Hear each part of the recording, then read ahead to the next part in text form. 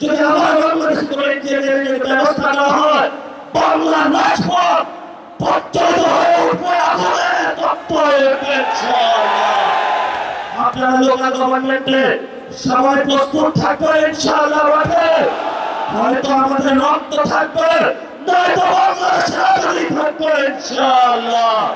রাজপথে মুক্তির সমাধান, রাজপথে আজাদীর সমাধান, রাজপথে বাংলাদেশের সমাধান, রাজপথে হলো সার্বভৌমত্বের সমাধান, রাজপথ হলো ইসলামকে সার্বভৌমত্ব রক্ষার সমাধান।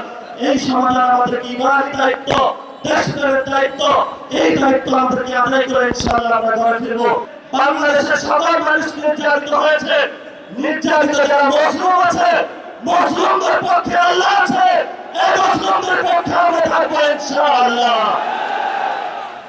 ইনশাআল্লাহ 11 দলীয় জোট আগামী নির্বাচনের ক্ষমতায় গিয়ে আওয়ামী ফ্যাসিস্ট আমলের সকল গুম, খুন, নির্যাতন এবং জুলুমের বিচার বাংলার মাটিতে করবে ইনশাআল্লাহ। বিচারের দাবিতে আমরা মাঠে ছিলাম, আছি, ভবিষ্যতে থাকবো। বিচার নিয়ে আমরা কোনো এক সেকেন্ডও কোনো কম্প্রোমাইজ করবো না। যদি সরকার মনে করে আওয়ামী লীগের ভোট ব্যাংকে যেমন একটা সহযোগিতা হয়েছে, বিচারের ক্ষেত্রেও সহযোগিতা করতে হবে। আমরা বলবো আল্লাহর রাস্তায় মাপ চাই বিএনপির ভাইয়েরা, আপনারা নির্যাতিত হয়েছে, বাংলাদেশের সকল মানুষ নির্যাতিত হয়েছে, নির্যাতিত যারা মুসলিম আছে, মুসলিমদের পক্ষে আল্লাহ আছে, এই মুসলিমদের পক্ষে আমরা থাকবো ইনশাআল্লাহ। লাস্ট যে কথাটা, এই যে ইলেকশন হয়েছে, আমি জামাত বলেছেন যদি সেই ইলেকশনের রেজাল্টটা মেনে নেওয়া হতো তাহলে বাংলাদেশে একটা গৃহযুদ্ধ হতো। আমরা বাংলাদেশে একটা গৃহযুদ্ধ চাইনি বলে এই পর্যন্ত আমরা শান্তি এবং শৃঙ্খলার সাথে রয়েছি। নির্বাচন কমিশনের যে কমিশনারগণ নিয়োগ হয়েছিলেন, সেই প্রস্তাবনা আমাদের কাছে এসেছিল, বলেছিল ভাগ বর্ণনা করে অমুক ব্যক্তিকে বসাতে হবে। সেই সময় আল্লাহর সহায়তার কারণে এইসব গোপন সংলাপ আলোচনায় আমরা রাজি হয়ে যাই। বিএনপির অনেক কমিশনার বসানো হয়েছে, বিভিন্ন বিভ্রান্ত আলী পার্সনকে সেখানে বসানো হয়েছে, তারা নির্বাচনে হয়ে করেছে।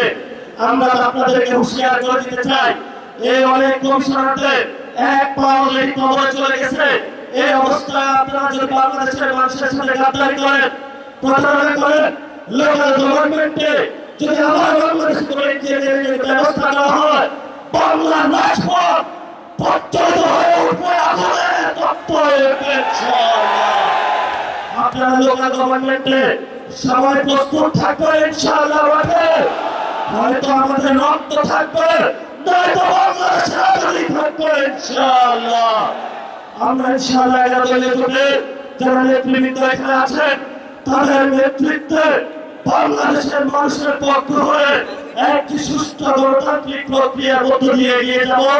এটাই বাংলাদেশ, এটাই আফসাইদের বাংলাদেশ, এটাই হলো শহীদ মুক্তের বাংলাদেশ, এটাই হলো শহীদ ওয়াসিমের বাংলাদেশ। সবাইকে আসসালাম। রাজপথে থাকবেন, রাজপথ ছাড়বেন না। রাজপথে মুক্তির সমাধান, রাজপথে আজাদীর সমাধান, রাজপথে বাংলাদেশের সমাধান, রাজপথ হলো সার্বভৌমত্বের সমাধান, রাজপথ হলো ইসলামকে সার্বভৌমত্ব রক্ষার সমাধান। এই সমাধান আমাদের ইমানি দায়িত্ব, দেশের দায়িত্ব। এই দায়িত্ব আমাদেরকে আদায় করে ইনশাআল্লাহ আমরা ঘরে ফিরবো।